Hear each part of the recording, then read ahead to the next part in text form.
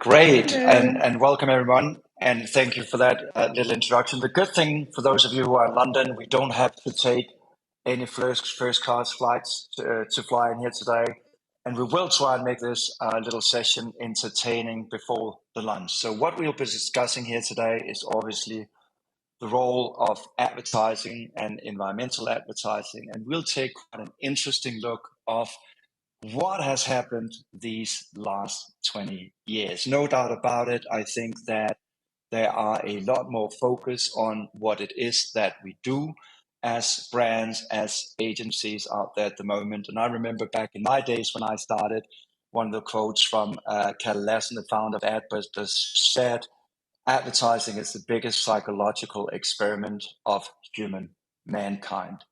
So, in fact, right now, when COP is happening, what is the role of advertising?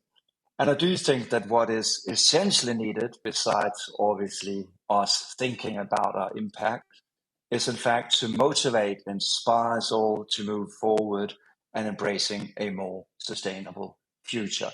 That's not easy, and sorry about the language here, but most of the time, environmental advertising ends up a little bit like when you're pissing in a wetsuit.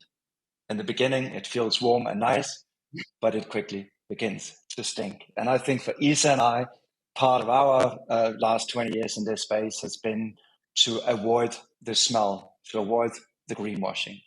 So, anyways, I'm really keen to introduce Isa, who is the co-founder of Act Responsible and one of the pioneers in this space who really inspired me in my early years in advertising to feel that there was a fellow, a like-minded, a like-kinded spirit out there. And Isa and Act Responsible actually started, I think, all the way on the back of 2001, just after the whole 9/11 thing. Isn't that right, Isa? Yeah, absolutely. Well, first, thank you for inviting me on that on that session. Um, I heard this morning in the intro speech that the Ad Net Zero was very well welcomed by the community, and everyone was super keen and happy and ready to act, which is such a good news, because it reminds me a little bit of when we started with Act Responsible. It was actually, yes, 20 years ago, and Hervé de Klerk, who's the founder of Ad Forum, who pushed the initiative and started the initiative with the team Ad Forum in New York, had just put a button on the website saying, it's our business to help, create against violence and terrorism. And we didn't expect that response. Back then, I was working with them at that forum, and we saw agency from all over the world, and I'm talking like all over the world, and that was before social media, joining and feeling it was their responsibility to come and help and raise awareness and stuff, and that's how it all started. I just wanted to share this little video, so I'm going to click my button here. I'm not sure it's working. Which is the first video from the first exhibition that we did in Cannes, where Hervé, 20 years ago. I don't know if we can hear. We can't hear here. I don't know if the other ones can hear the sound.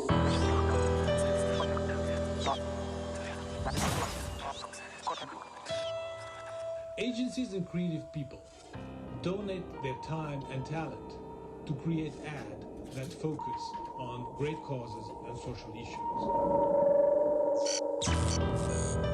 This is what we call pro bono. Every year we would produce, 5, 6, 10 such public service commercials around the world of McCann.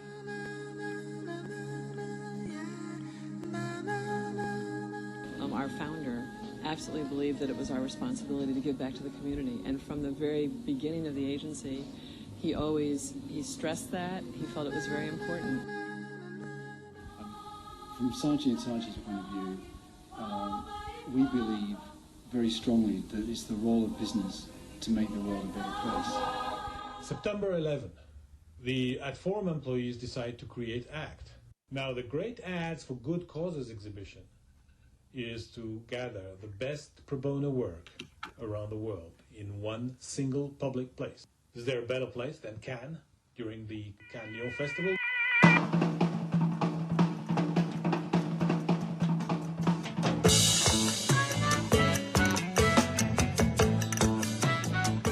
So what I think is great about this is it creates right next door to this celebration of creativity, it creates a celebration of societal needs.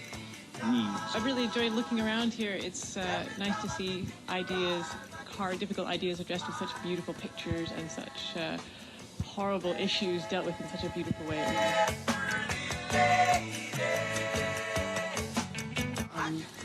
The images were incredibly moving. As they're laughing, then they turn around and look at something else and they seem really shocked by it. Now that I have seen these thousands of visitors incredibly interested, I know it was a good idea. So yeah, so that was the first, like it was 2002, the first exhibition in Cannes. And it really created a click. And I think it created this click for us at Act Responsible, obviously, but for you also, Thomas, because I think you were there and with our superhero, so I'm going to go to the next slide, for the superhero going around and saying that advertising can do so much. You know, you came up also in these early days. So Thomas, from back then to today, you've written 2 books, The Goodvertising and The Hero Trap, which is a funny, I don't know how you say it. Basically, it's funny to see both images together. You've been advising brands on their sustainability. You are also you define yourself as a post-purpose preacher.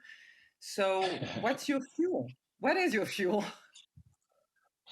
I think in so many ways it's a little bit historic because the thing that sparked my first book, Goodvertising, was in fact a failed climate summit in Copenhagen back in when it was COP15. So ages ago, that sort of provoked me to write my first book and actually really saying advertising is a force for good. We can actually, if we take our voice and work seriously, stand up to the challenge and do something good about all of this. And obviously that's also when I sort of came across ACT for the very first time. I actually think I won a silver prize all the way back then for a diversity ad on the back of 9/11. That was obviously much needed. So that's how I got into it. And obviously today with the latest work, it's very much about saying now everybody talks about doing good. There's so many superhero brands out there in the world. So who in fact to trust, because most of it is failing. And I think that's also why it's so great today that we have this amazing playlist that we're going to look at today as a little inspiration before lunch. Some of the great environmental advertising work over the years. And I'm really excited to see it. Isa put the playlist together. And so maybe we should just watch a few of those amazing ads just to inspire folks and show actually what happened over these 20 years or so. Yeah, actually, the exercise was interesting, and the first ad that I've found in the database was one from the UN in 2001, and I'm going to share it with you because it sets the scene.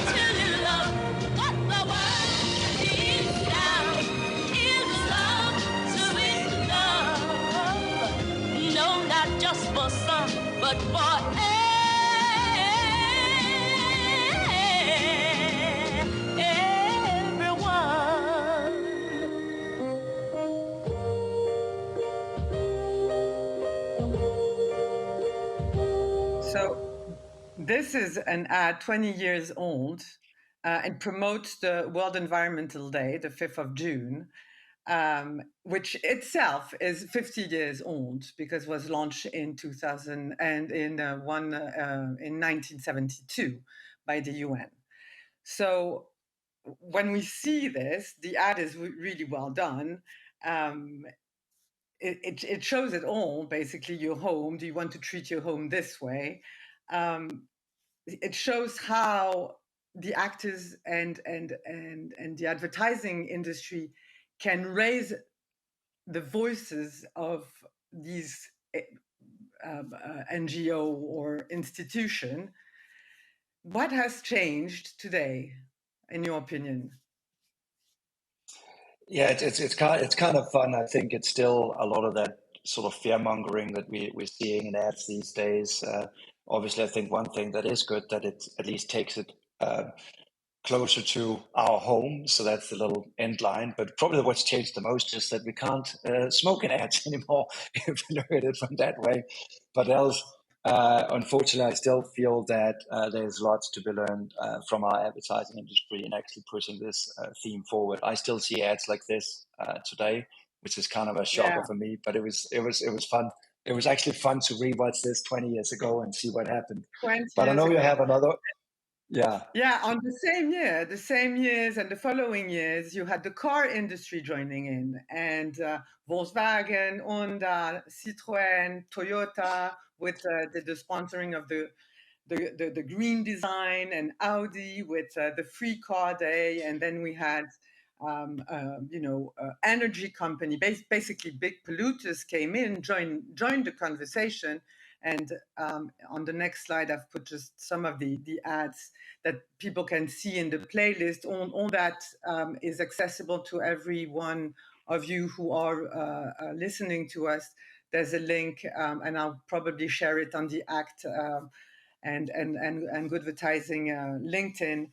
But basically, all that those big polluters came in, and by the same way introduced the notion of greenwashing. And this is what you studied in your Goodvertising book. What are the learnings?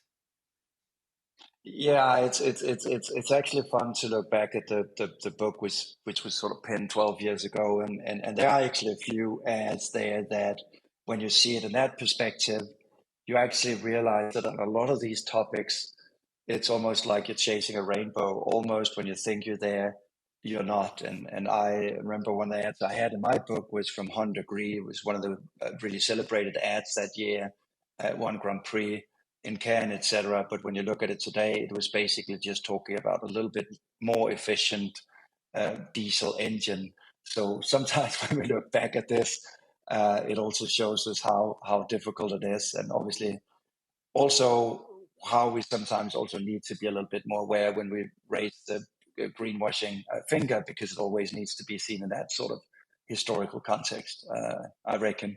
But maybe we should see the next little ad that you prepared, Isa, because I think it really just show a little bit of the journey that we're on here over these 20 years or so.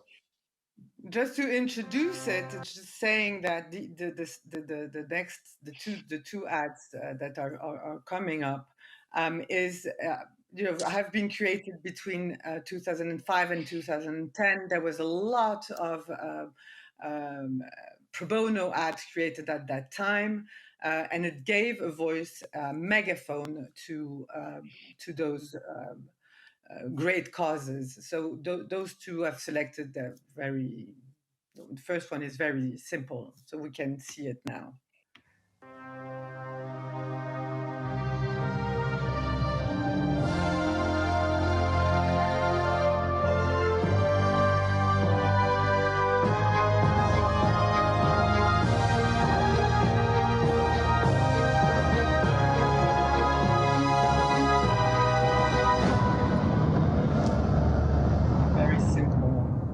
Way to put it.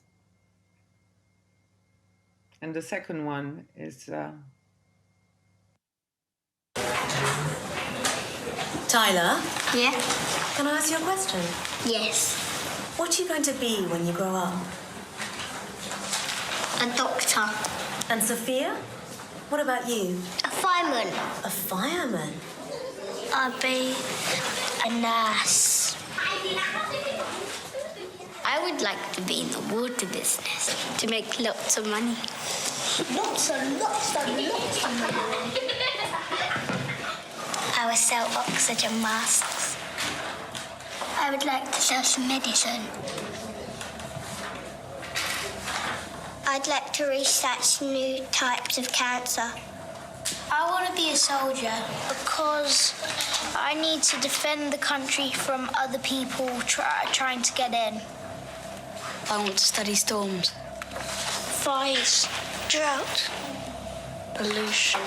viruses. I'd like to be an astronaut so I can get out of this place.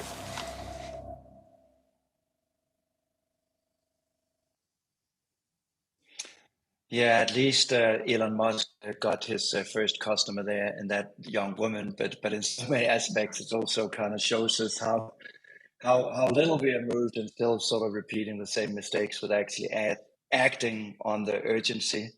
But wouldn't it also be great if it could be good to be an ad man or ad woman, and we could be proud about that going forward.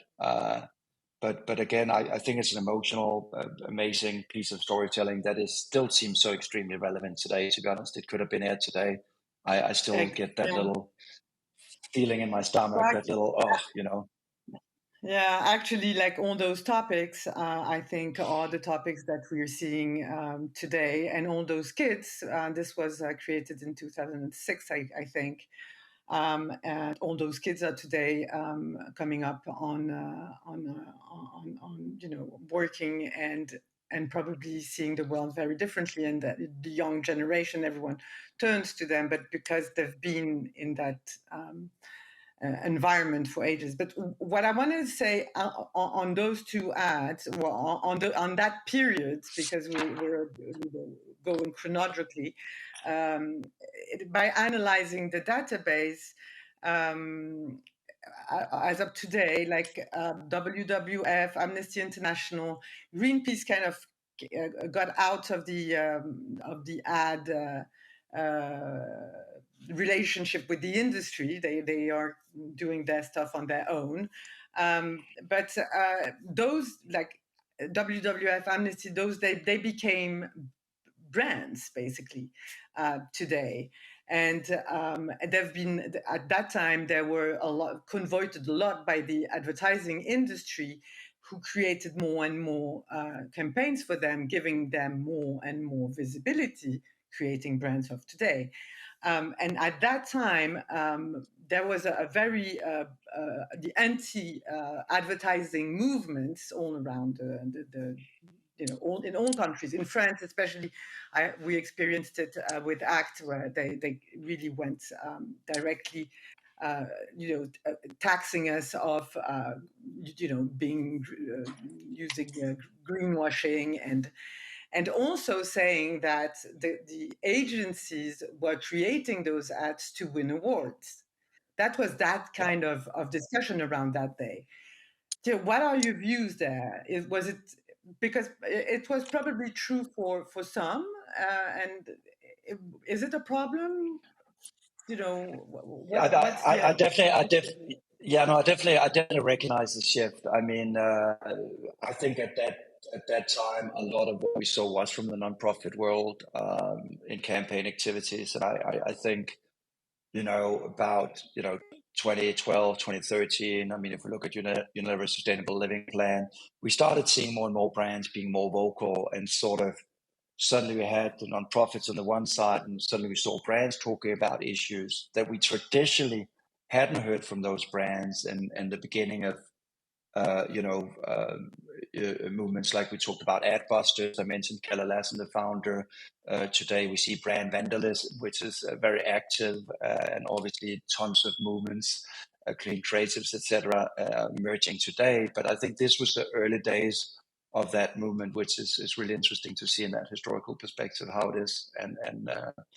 But I also know that we're on a clock, so let's go forward. Let's jump some years forward again to see where we're at when we get closer. The clock is ticking, obviously, for us to act, but also to this wrap up of the historic perspective we're sharing with you here today. Yeah. So then the NGO basically started to alarm everyone, and then you had like as you said, brands came in, but the way they did it was so I'm going to just launch the next slide, but the way they did it, and we can talk on it. It's more light, in a lighter way.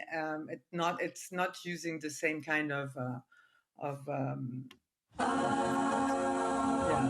it's really more. Yeah, I can walk over the sea. So, if the ocean goes 10 meters high or 10,000, I don't care. But you will lose your house, your work, your city, your life. You will see hundreds of species die. Don't live for tomorrow what you can start today, and reduce carbon emissions now. Using the humor of it, and then the Tick Tick campaign, which is a musical petition that was created by the Havas team, where to engage with the community, get the community to engage. So a different type of a leader, I would say, and then we'll have other ways to do. We see other ways to do, like the Greenpeace Rainbow Warrior, where it was more crowdfunding, or WWF. You explaining the footprint in a very pedagogical way. So again, all those ads are on the playlist. But basically, between 2013, 2015, many a movement came in, initiative. The communication of these initiatives became more professional. The attractiveness of the NGO sector led to recruitment of professional communicants, and the fact that agency came in and partnered there more and more to communicate around those issues with brands. What really changed the game there. So with the footprint is the ad that we're seeing is the footprint from WWF. What really changed the game was 2015. I think when the 17 Sustainable Goals came in, the UN gave a real framework for brands to fit into, so they could understand better what they were doing, what issues they were tackling, the choices they were making at that time. And this framework really helped the agencies and the brands to work towards those issues. And this is a little bit what also we see appearing, and that led to your second book, The Hero Trap, because then companies came on and started, communicated, and you wrote this very inspiring book.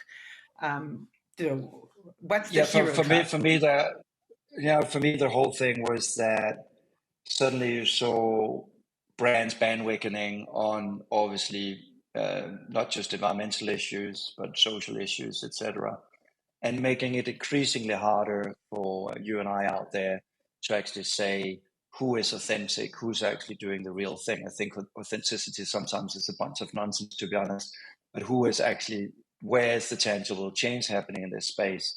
And so for me, what I wanted to change the conversation away from was these brands just saying, oh, look at us, we're so great, we're Mother Teresa, we're Gandhi, we're going to save the world, to actually being much more about inspiring that urgent change that is needed. So what does it really take to motivate all of us to be part of the change, enable all of us to actually choose the products that have less of an environmental impact? And I think that was my necessity to write the book.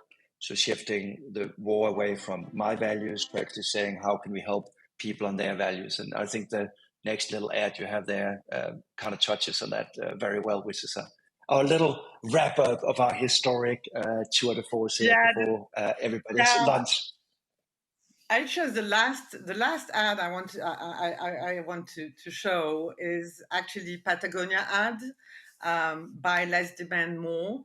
And for me, it's a game changer. We're going to see it. It's a game changer because it's a brand that doesn't use traditional advertising to communicate and haven't used that for historically. And they decided to join the conversation because there's a real urge to be there. So let's see that ad.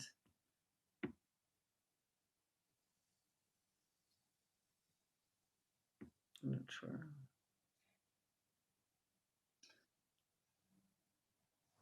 I did something wrong, maybe. No longer can we assume the Earth's resources are limitless. We wrote this in our first catalog in 1972.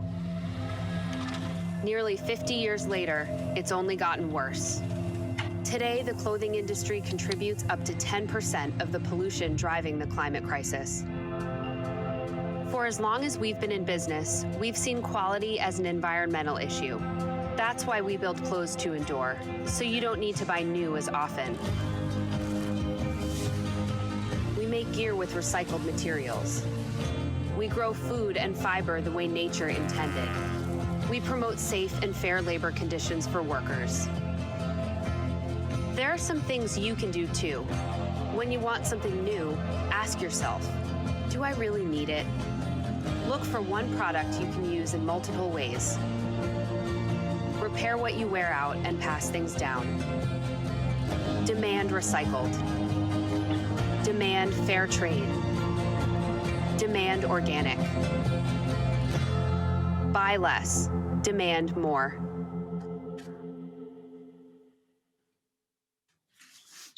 So that was the last little video wrap up we had for you today. It's almost like when you had your school teachers going through this historic review, but I really do think that it shows us a lot about the journey and also the urgency. We've been advocating for this for more than 20 years as an industry, even more so.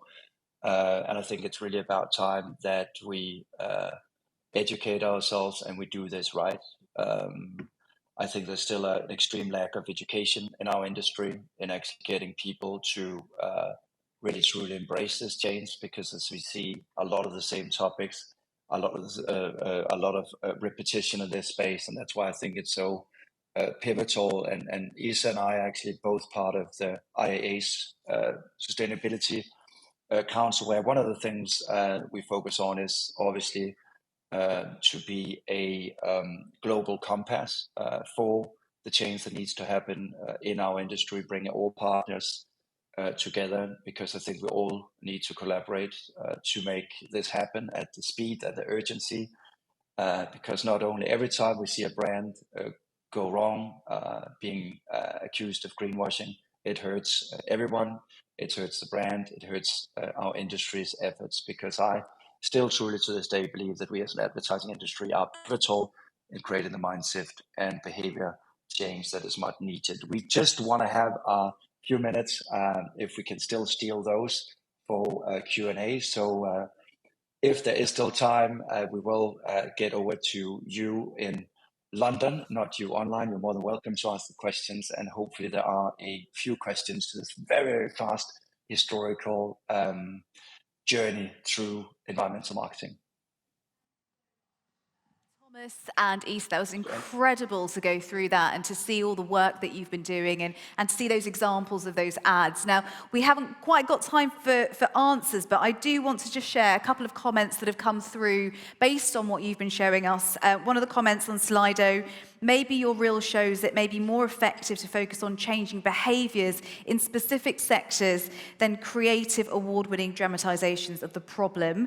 And another comment that we had that came in, doesn't that UN 2001 ad show how much we failed in the last 20 years? Emissions are increasing. We need to acknowledge that and redouble effort. So a sort of positive end there, just to reinforce why what we're doing here is so important. Thank you so much, Isa and Thomas, for joining us.